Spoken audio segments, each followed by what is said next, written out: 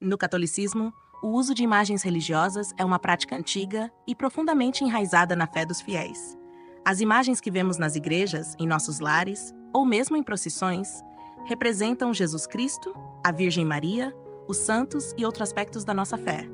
Elas não são apenas decorações, mas símbolos que ajudam a elevar nossa mente e nosso coração a Deus, recordando-nos da vida dos santos e dos exemplos que devemos seguir. Quando um católico se ajoelha diante de uma imagem, ele não está adorando a imagem em si, mas sim aquilo que ela representa. Isso é uma expressão de devoção, não de idolatria. Entretanto, a questão do uso de imagens é um ponto de grande controvérsia entre católicos e protestantes. Muitos protestantes acreditam que o uso de imagens vai contra o mandamento de Deus no livro do Êxodo, capítulo 20, que diz: "Não farás para ti imagem esculpida". Eles interpretam essa passagem como uma proibição total de qualquer imagem religiosa. Porém, a Igreja Católica ensina que essa proibição se refere à adoração de ídolos, ou seja, de falsos deuses. A criação de imagens sagradas que nos lembram de Deus, dos santos e da história da nossa fé não é vista como idolatria, mas como uma ajuda para a nossa devoção. Ao longo dos séculos, essa diferença de interpretação gerou muitos debates. Para os católicos, as imagens são um instrumento de fé, não de adoração. Já para muitos protestantes, elas são vistas como um risco de idolatria. Essa divergência de entendimento é uma das muitas diferenças que surgiram durante a Reforma Protestante e que permanecem até os dias de hoje. Portanto, é importante entender que no catolicismo, o uso das imagens tem uma função pedagógica e devocional, servindo para fortalecer a fé e a espiritualidade dos fiéis, sempre direcionando o coração a Deus e aos santos, e jamais a adoração do objeto em si. No catolicismo, uma questão essencial para entender o uso das imagens é a diferença entre adoração e veneração.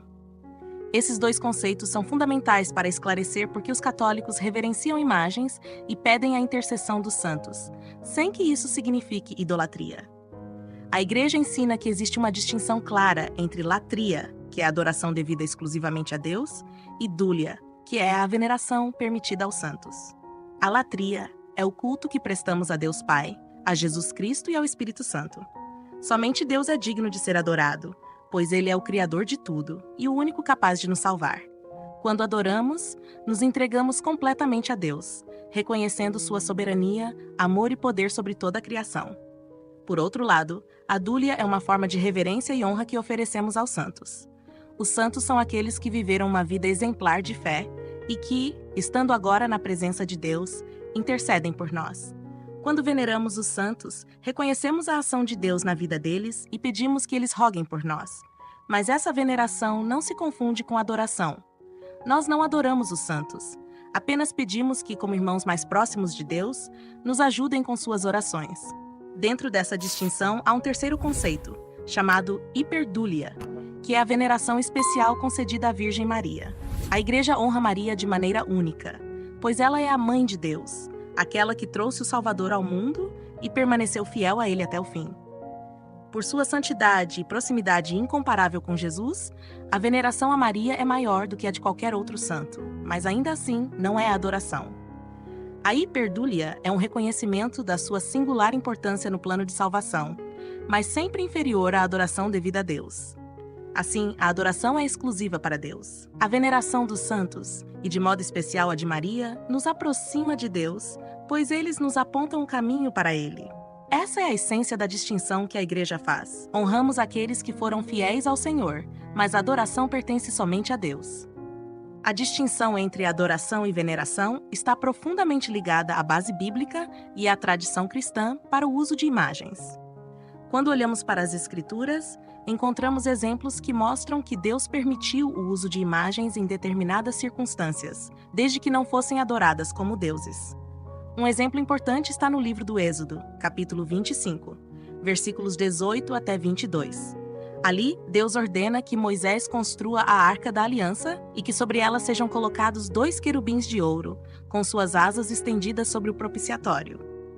Esses querubins não eram ídolos, mas imagens que simbolizavam a presença de Deus e a glória celestial. A presença desses querubins na arca nos mostra que o uso de imagens em contextos religiosos era permitido por Deus. desde que seu propósito fosse lembrar o povo de sua presença e de suas obras. Agora, é importante também entender a proibição de Êxodo, capítulo 20, versículos 4 e 5, onde Deus diz: "Não farás para ti imagem esculpida, nem figura alguma do que há em cima nos céus, nem embaixo na terra, nem nas águas debaixo da terra. Não as adorarás, nem lhes darás culto." O que Deus condena aqui é a idolatria, ou seja, adorar qualquer imagem ou criatura como se fosse Deus. A proibição está relacionada ao culto de falsos deuses, como era comum entre os povos pagãos daquela época, que fabricavam ídolos e acreditavam que eles tinham poderes divinos. A diferença, então, é clara. O que a Bíblia proíbe é a adoração de imagens como deuses, e não o uso legítimo de imagens que nos ajudam a recordar a presença de Deus ou a nos inspirar na fé. No catolicismo, as imagens têm um valor pedagógico e espiritual, apontando para as realidades celestes e nos conectando com os santos e com Deus. Ao longo dos séculos, a Igreja sempre manteve essa prática, desde os primeiros cristãos, que usavam símbolos como o peixe e a cruz para expressar sua fé, até o desenvolvimento dos ícones e imagens em igrejas. O uso de representações sagradas sempre foi parte integrante da tradição cristã.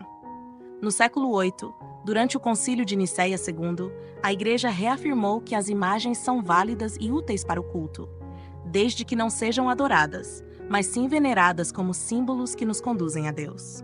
Essa tradição se manteve até os dias de hoje, e as imagens nas igrejas nos ajudam a meditar nos mistérios da fé, a lembrar-nos dos exemplos dos santos e a aprofundar nossa devoção. Essa tradição de venerar imagens foi fortemente defendida pela Igreja no Concílio de Nicéia II, realizado no ano de 787. Esse concílio foi convocado para enfrentar uma heresia que havia surgido na época, conhecida como iconoclastia. Os iconoclastas acreditavam que o uso de imagens era uma forma de idolatria e, por isso, destruíam ícones, pinturas e estátuas religiosas. Eles argumentavam que qualquer imagem em locais de culto desviava os fiéis de Deus e levava à adoração de objetos. O Concílio de Nicéia II foi fundamental para combater essa heresia e reafirmar o papel legítimo das imagens na fé católica. Os bispos reunidos nesse concílio explicaram que as imagens sagradas não são adoradas, mas veneradas, e que elas servem como um meio para elevar nossa mente e nosso coração a Deus. Eles defenderam que, assim como as palavras podem transmitir uma mensagem, as imagens também têm a função de nos lembrar dos mistérios da nossa fé e dos exemplos dos santos. O concílio reafirmou que a veneração das imagens é legítima, desde que seja feita com o entendimento correto. As imagens, ao representarem Jesus, a Virgem Maria e os santos, são meios pelos quais nossa fé é fortalecida, pois elas nos fazem lembrar de suas virtudes e de suas vidas de santidade. No entanto, como ensina a Igreja, a adoração é devida somente a Deus, e as imagens servem apenas como uma ponte para nos aproximar dele, nunca como objetos de culto. Com o Concílio de Nicéia II, a Igreja consolidou essa tradição, defendendo que as imagens sagradas são um auxílio para a nossa devoção e uma forma de comunicar a fé de maneira visual. Esse ensinamento permanece vivo até hoje, refletido nas igrejas, nas nossas devoções e em cada imagem que encontramos, como um testemunho da fé católica ao longo dos séculos. As imagens têm um papel essencial na devoção católica. Elas não são apenas objetos decorativos, mas sim poderosos instrumentos que nos ajudam a lembrar da vida dos santos, das virtudes que eles praticaram e dos exemplos de santidade que devemos seguir. Quando olhamos para uma imagem de um santo, ela nos inspira a refletir sobre sua entrega a Deus, sua fé e sua coragem em meio às provações. Isso nos encoraja a buscar uma vida semelhante, firmando nossa confiança em Deus.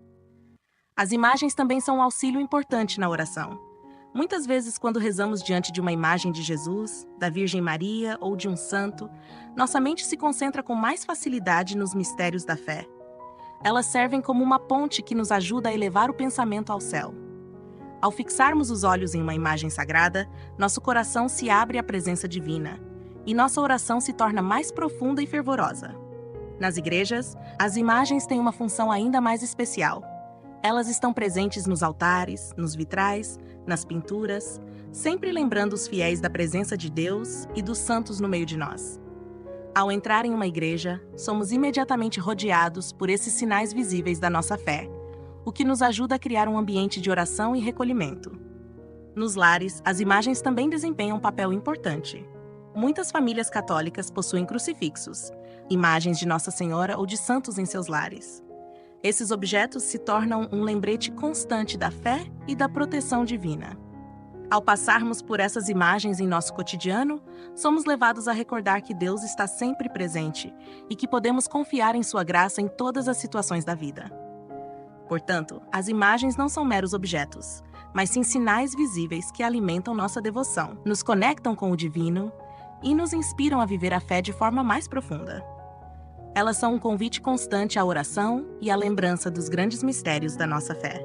Se você gostou deste vídeo, não se esqueça de curtir e se inscrever no nosso canal. Ative as notificações para ficar por dentro de todos os conteúdos novos que postamos.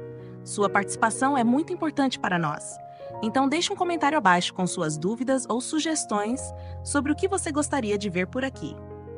Para continuar aprofundando seu conhecimento, assista também ao nosso vídeo sobre a comunhão dos santos. É uma ótima oportunidade para entender melhor como estamos todos interligados na fé.